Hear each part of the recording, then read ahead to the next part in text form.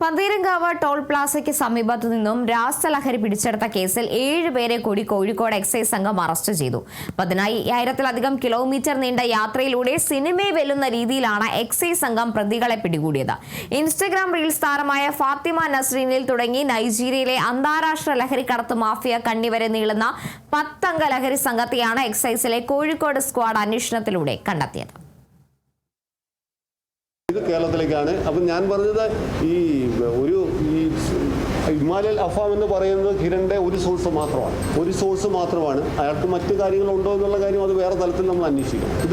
ഇതിൻ്റെ ഒരു കണ്ണി എന്ന് പറഞ്ഞാൽ ഇത് എടുക്കുന്നവരെല്ലാം ഇതിനകത്ത് തൊടുന്നവനെല്ലാം നമ്മുടെ റിയൽ എസ്റ്റേറ്റ് ബിസിനസ് പോലെയാണ്, തൊടുന്നവനെല്ലാം കമ്മീഷനുണ്ട്. 2026 ഏപ്രിൽ 23 രഹസ്യ വിവരത്തിന്റെ അടിസ്ഥാനത്തിൽ കോഴിക്കോട് എക്സൈസ് സംഘം പന്തീരങ്കാവ് ടോൾ പ്ലാസയ്ക്ക് സമീപം നടത്തിയ റെയ്ഡിലാണ് സോഷ്യൽ മീഡിയ ഇൻഫ്ലുവൻസറും റീൽസ് താരവുമായ 20-കാരി ഫാത്തിമ നസ്രീനെയും ആൺസുഹൃത്ത് ലഹരിക്കടത്ത് മാഫിയ സംഘത്തിലെ പ്രധാനിയായ കൊണ്ടോട്ടി സ്വദേശി PK ഷഫീഖിനെയും ആദ്യം പിടികൂടിയത്.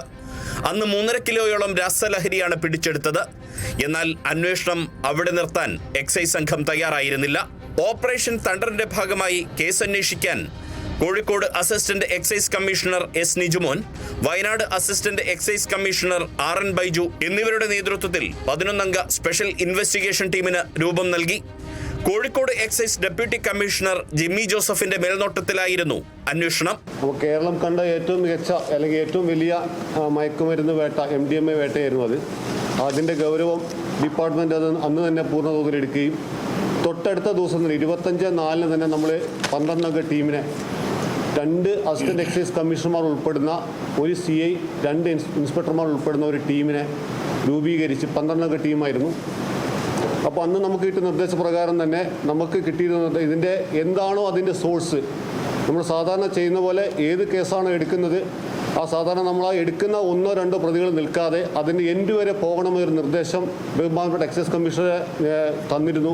അത് പൂർണ്ണമായി ഉൾക്കൊണ്ടുകൊണ്ടാണ് SI ടീം അന്നോട്ട് പ്രവർത്തിച്ചത്. ഇവരെല്ലാം ഉപയോഗിച്ചിരുന്ന ഫോണുകൾ ഫോണുകളും ഇന്ത്യൻ ഫോണുകളല്ല ഉപയോഗിച്ചിരുന്നത്, അർമേനിയൻ ഫോണുകൾ, നൈജീരിയൻ കോളുകൾ, UAE അങ്ങനത്തെ എല്ലാ വാട്സപ്പ് കോളുകൾ. ഇവർ ഒരിക്കലും സിം ഉപയോഗിച്ചിട്ട് ഇവർ ഒരിക്കലും ആക്റ്റീവായിട്ട് ചെയ്തിട്ടില്ല. ഇനിയിപ്പോൾ അതുമായി ബന്ധപ്പെട്ട് ശാസ്ത്രീയമായ രീതിയിൽ തന്നെ നമ്മൾ ഇതിനകത്ത് നമ്മൾ അറസ്റ്റ് ചെയ്ത 9 പ്രതികളെയും ശിക്ഷിക്കും എന്നുള്ള 100% ഉറപ്പുണ്ട്. അതിൻ്റെ ശാസ്ത്രീയമായ എല്ലാ തെളിവുകളും ഞങ്ങൾ ശേഖരിച്ചുകൊണ്ടിരിക്കുകയാണ്. അത് ശേഖരിക്കുകയും ചെയ്യും. അതുപോലെ തന്നെ അതിൻ്റെ കാര്യങ്ങളെല്ലാം പരമാവധി ശിക്ഷ തന്നെ അവർക്ക് വാങ്ങിക്കൊടുക്കാനുള്ള എല്ലാ നടപടികളും SITന്റെ ഭാഗത്തു നിന്നുണ്ടാവും. സ്വന്തം കാർ നൽകി MDMA കടത്തിന് ഒത്താശ നൽകിയ മലപ്പുറം കുഴിമണ്ണ സ്വദേശി ഉമർ ഫാറൂഖിനെയും ലഹരിക്കടത്തിന്റെ ബുദ്ധികേന്ദ്രമായിരുന്ന മലപ്പുറം തിരൂർ സ്വദേശി മുഹമ്മദ് മുസ്തഫ എന്ന ബിലാലിനെയും മഹാരാഷ്ട്രയിലെത്തി അന്വേഷണ സംഘം പിടികൂടി.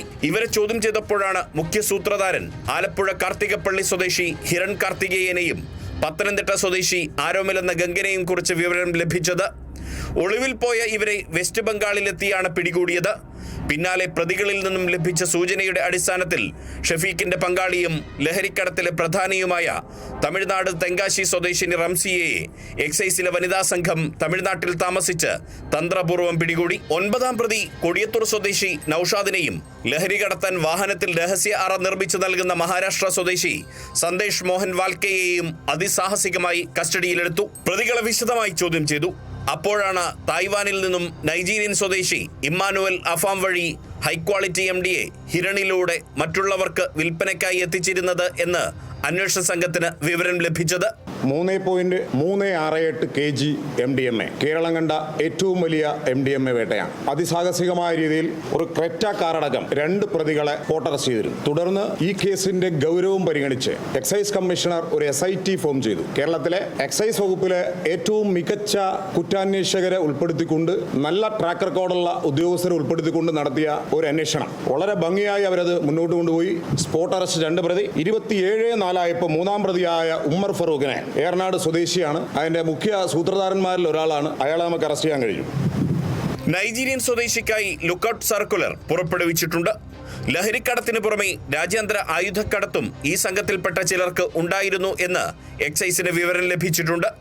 കേന്ദ്ര ഇന്റലിജൻസ് ബ്യൂറോയുടെ ഉൾപ്പെടെ സഹായം ഇക്കാര്യത്തിൽ കോഴിക്കോട് എക്സൈസിന് ലഭിച്ചു. കേരളത്തിലെ ഏറ്റവും വലിയ ലഹരി വേട്ടയാണ് സിനിമാ സ്റ്റൈലിൽ എക്സൈസിലെ കോഴിക്കോടൻ സ്ക്വാഡ് പിടികൂടിയത്.